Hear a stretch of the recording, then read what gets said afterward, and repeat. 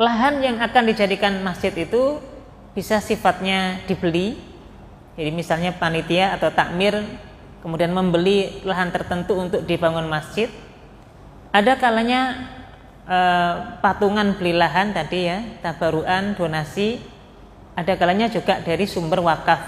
Ada tanah diwakafkan untuk membangun masjid. Maka pada dasarnya ini boleh-boleh saja dari tiga sumber tersebut. Kemudian jamaah yang dirahmati Allah, ini yang sering menjadi pertanyaan di tengah masyarakat kita. Bolehkah kita gunakan dana zakat, entah itu zakat mal atau zakat pertanian, zakat peternakan atau dana zakat yang lain, kita gunakan untuk membangun masjid?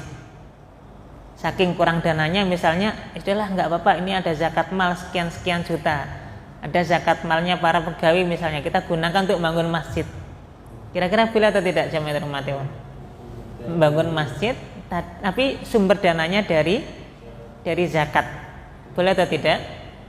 Nah, dalam hal ini kita cermati bahwa zakat itu disalurkan kepada asnaf zakat, dan ini sudah ada ketetapannya nggih.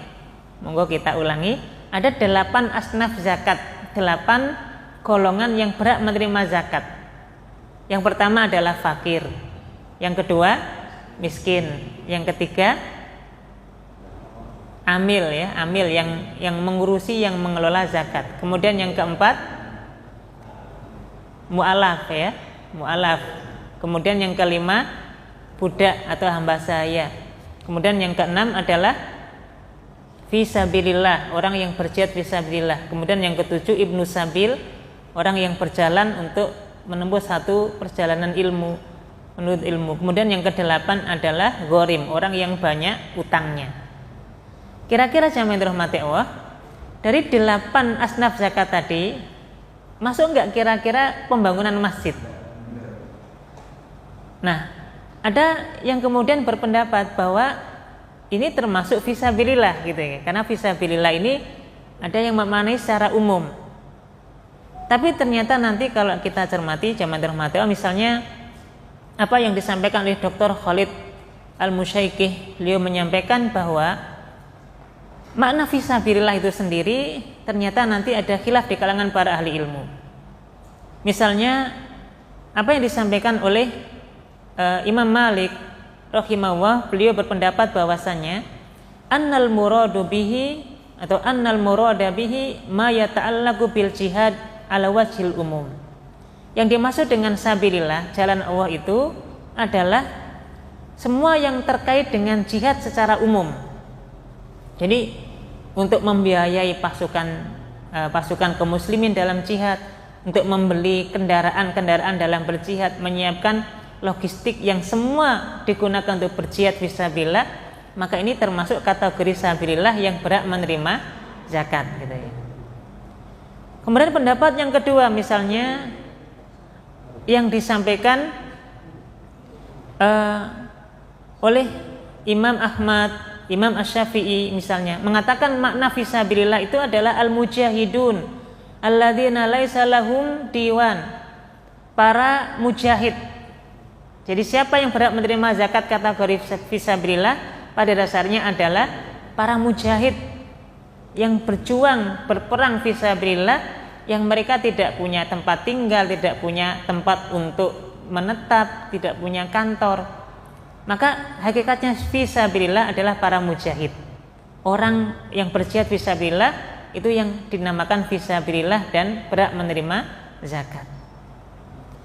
Kemudian ada pendapat yang ketiga yang disebut dengan fisabilillah adalah semua jalan untuk menuju kebaikan. Ya, semua jalan untuk menuju kebaikan dan jalan yang mengarahkan seseorang untuk berjihad, termasuk nanti berjihad baik secara fisik maupun jihad secara ilmu. Maka termasuk di sini misalnya untuk membangun masjid, membangun tempat-tempat pembelajaran, termasuk nanti misalnya untuk menggali sumur supaya sumur ini bisa dimanfaatkan oleh kaum muslimin. Maka ada yang berpendapat sabilillah itu secara umum maknanya gitu. Nah, jamaah yang dirahmati Allah, kalau kita cermati dari pendapat-pendapat ini, Yang lebih kuat adalah pendapat yang mengatakan bahwa fisabilillah itu pada dasarnya melekat pada aktivitas jihad, baik kepada orang yang berjihad, mujahidnya, perlengkapannya, logistiknya, kendaraannya, semua yang berkaitan dengan jihad fisabilillah, maka ini boleh diambilkan biayanya dari sumber zakat. Untuk itu, wallahu a'lam, dari sini kita bisa mencermati bahwa membangun masjid yang sumbernya dari dana zakat, menurut pendapat yang lebih kuat, ini termasuk yang tidak dibolehkan. Menurut pendapat yang lebih kuat tadi. Kenapa? Karena asnaf zakat ini sudah ada zakat itu sudah ada asnafnya, sudah ada orang-orang yang berhak menerimanya. Dan membangun masjid, menurut pendapat yang lebih kuat, ini bukan bagian dari fisabilillah tadi. Meskipun tetap masjid ada keutamaan-keutamanya tadi gitu. Tapi sumber pendanaannya, sumber pembangunannya ini tidak dibolehkan diambil dari dana zakat. Kalau kemudian membangun masjid tidak boleh dari sumber dana zakat, terus dari mana kira-kira jamaah? Dari infak, sedekah, hibah, wakaf, dan seterusnya. Yang penting tidak diambil dari dana zakat. Zakat nanti disalurkan sebagaimana 8 asnaf yang ada tadi.